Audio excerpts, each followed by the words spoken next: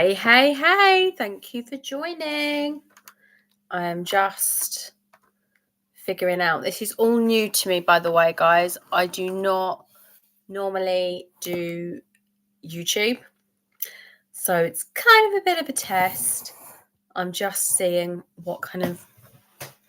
But I have come on today wanting to talk about coaching, funny enough, and explaining a bit about that.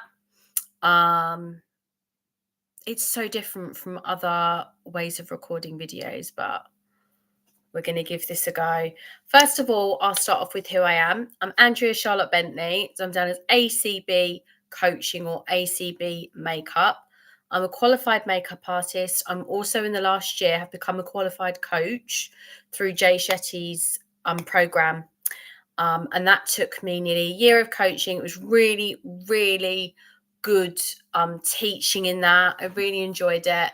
And the main part of the course that I really enjoyed was actually, funny enough, the coaching. So we had to record sessions, and we also did weekly meetings where we would coach each other. We learned so much.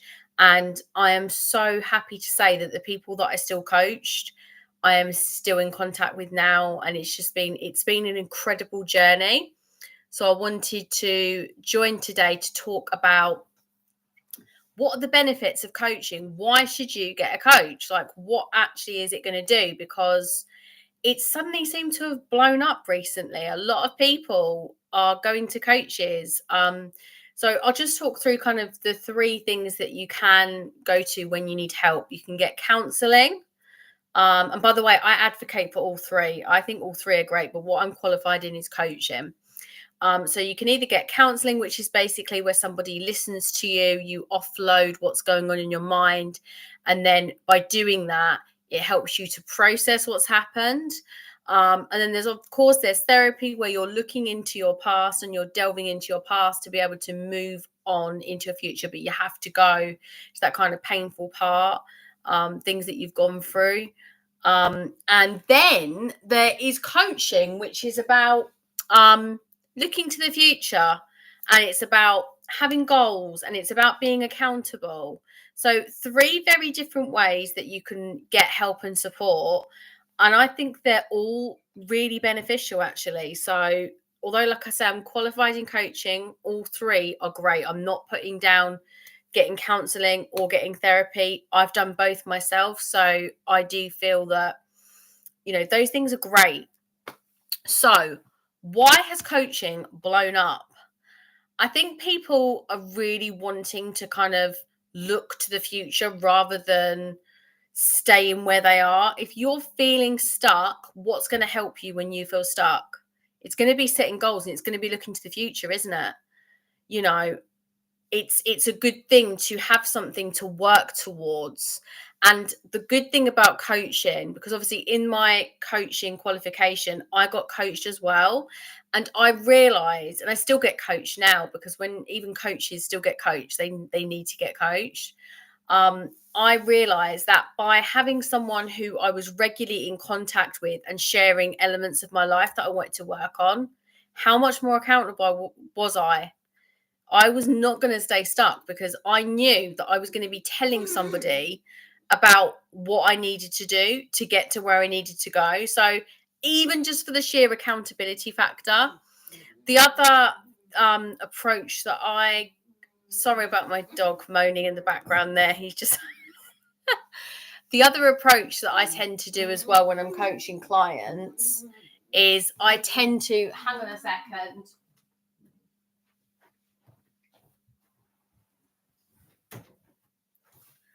I tend to let the client talk about whatever is going on with them, because I personally think that offloading and letting it out is the best way forward.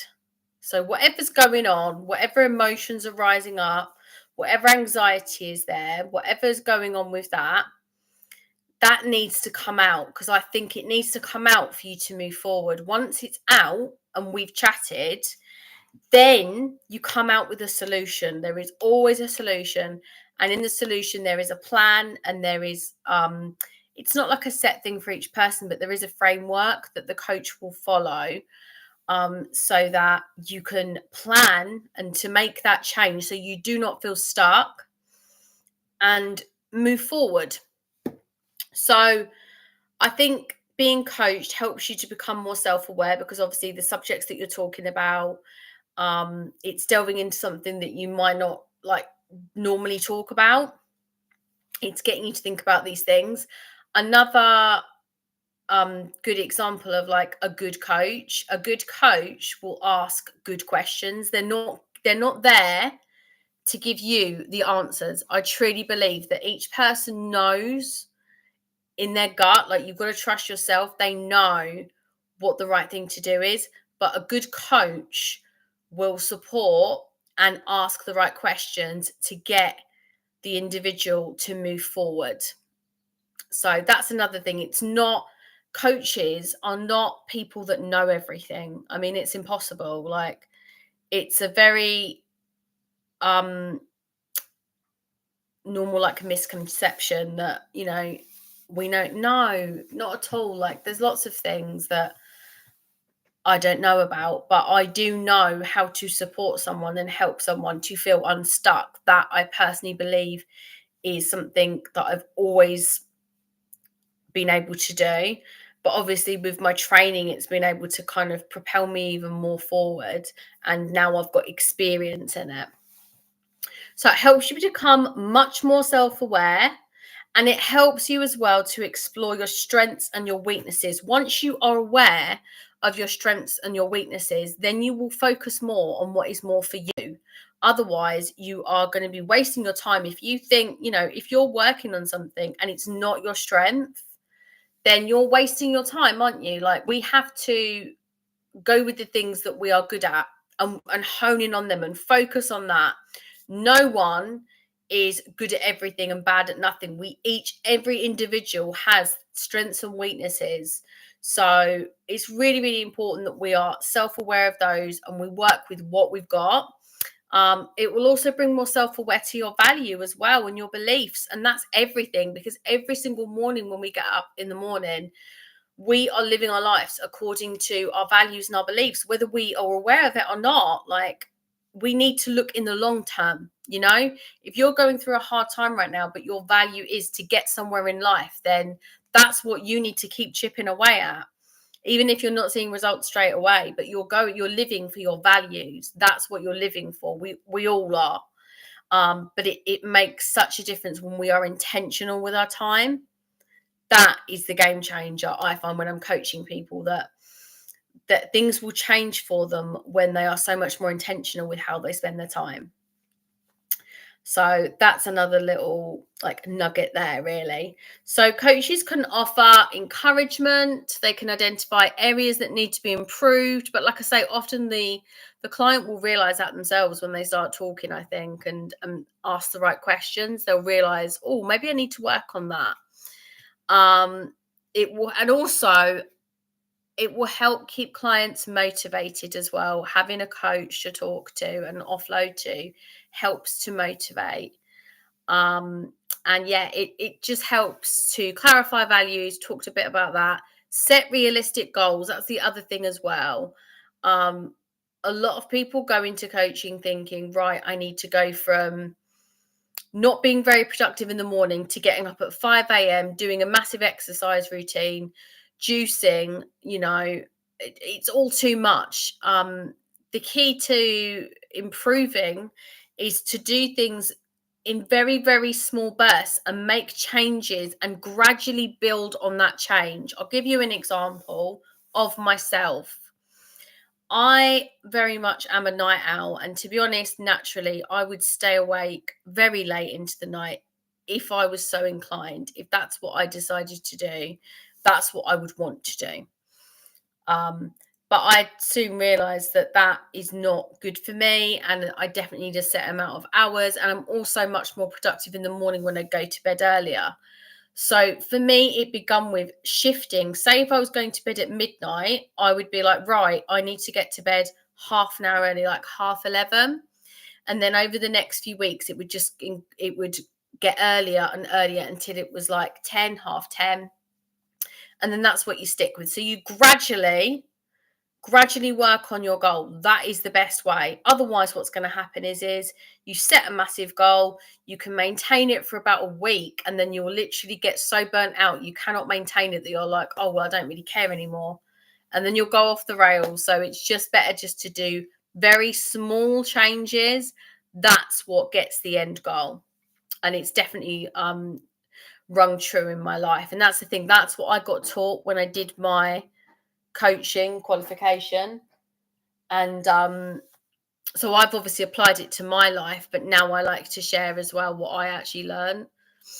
And yeah, it just helps you to improve your skills, overcome challenges, and reach your full potential. So that's a bit of a snippet. The other good thing about coaching as well, which is around, is you can normally get free discovery calls with coaches as well.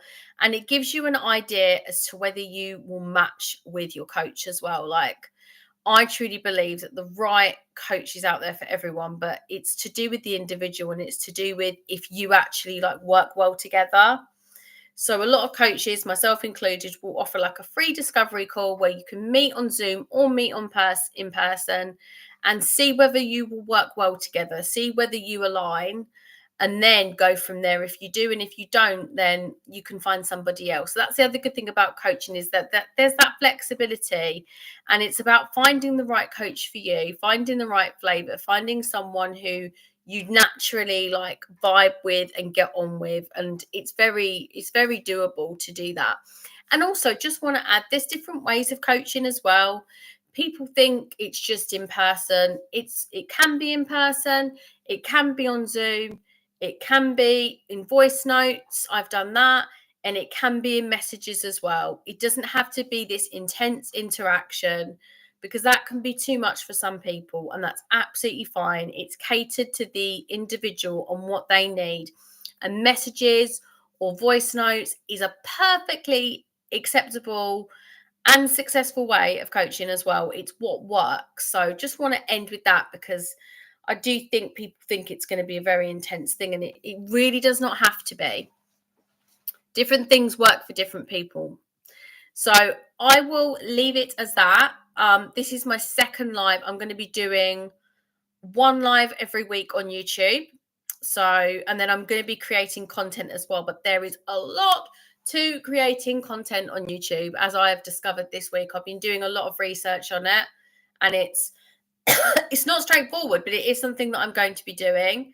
And it's something that I think I will enjoy doing, but I'm just getting the groundwork in there. But until then, until I start posting, I will be doing my once a week live on here.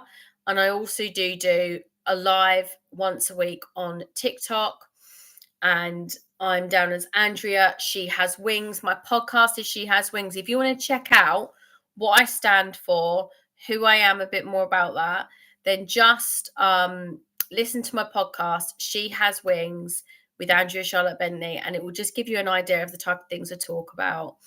And there's about 70 episodes on Spotify as well. So check that out.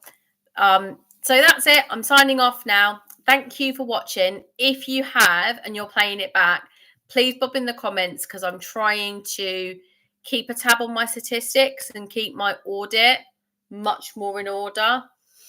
Something that I'm working on as I'm trying to improve things as well. But I hope you have a lovely, lovely Wednesday. Goodbye.